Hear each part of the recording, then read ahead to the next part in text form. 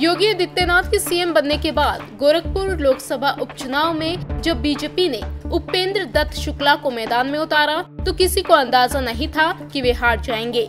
लेकिन जब उपेंद्र शुक्ला हारे तो ये कहा गया कि बीजेपी की हार की कहानी तो उसी दिन लिख दी गई थी जब गोरक्षनाथ मठ से बाहर का वो भी एक ब्राह्मण प्रत्याशी उतारा गया। यानी इशारा यहाँ की ब्राह्मण बनाम ठाकुर वाली राजनीति की तरफ था। अब बीजेपी ने एक बार फिर से यहाँ ब्राह्मण उम्मीदवार उतारा है। ऐसे में सवाल है कि क्या गोरखपुर सीट पर इस बार चलेगा बीजेपी का ब्राह्मण कार्ड?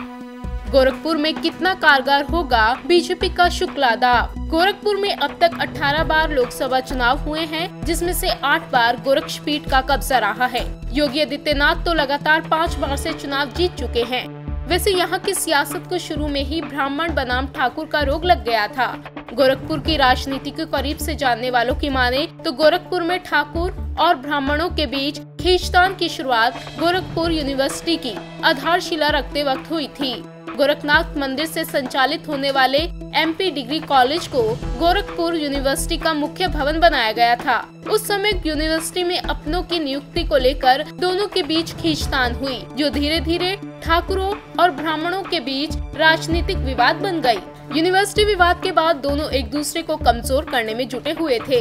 महंत दिग्विजय नाथ 1967 में राजनीति में उतरे और निर्दलीय सांसद बनकर उन्होंने अपना और मठ की ताकत का लोहा मनवाया।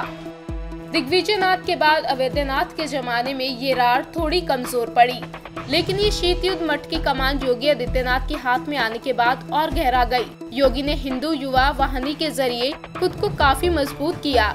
यही वजह थी कि 2017 में जब योगी सीएम बने तो सबसे ज्यादा नाराजगी ब्राह्मणों में थी। उधर 1989 के बाद कोई ब्राह्मण सीएम नहीं बना था, लिहाजा गोरखपुर के ब्राह्मणों को साधने के लिए बीजेपी ने शिव प्रताप शुक्ला पर दाव चला। उन्हें न सिर्फ राज्यसभा भेजा गया बल्कि वित्त राज्य मंत्री जैसा अहम पद दिया गया। वहीं महेंद्र पांडे को प्रदेश अध्यक्ष बनाया गया। हालांकि सूत्रों की माने तो योगी समर्थक नहीं चाहते थे कि गोरखपुर का नेतृत्व मठ से बाहर और वो भी ब्राह्मणों के हाथों में हो जाए। इस बार फिर बीजेपी ने भोजपुरी अभिनेता रवि किशन शुक्ला को उतारा है। जानकारों की माने तो ब्राह्मण हो या ठाकुर, कोई नहीं चाहेगा कि योगी की स्थिति कमजोर हो। भारी प्रत्याशी की वजह से स्थानीय दावेदारों का झगड़ा भी खत्म हो गया है। ऐसे में देखने वाली बात होगी कि बीजेपी का ये दाव कितना सफल होता है। इंडिया न्यूज़ वायरल की रिपोर्ट।